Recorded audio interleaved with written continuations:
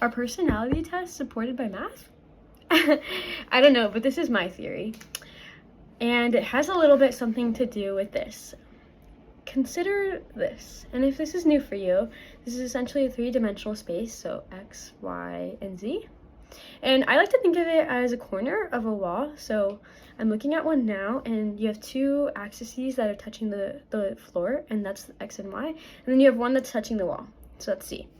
And there's something called a basis. And in 3 dimensions, an example of a basis, and there's something called a basis. In 3 dimensions, the basis, or one of the bases, in 3 dimension, one of the bases, okay, in 3 dimensions, one basis could be 1, 0, 0, 0, 1, 0, and 0, 0, 1. So each of those lie on each axis.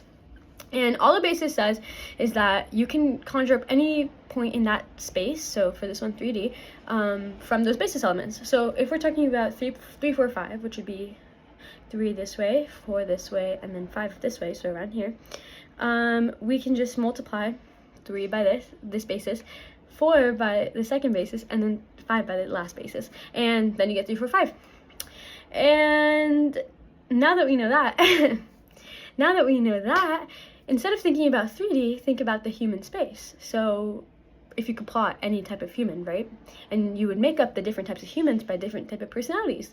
So I guess the basis elements would be the different types of personalities that exist.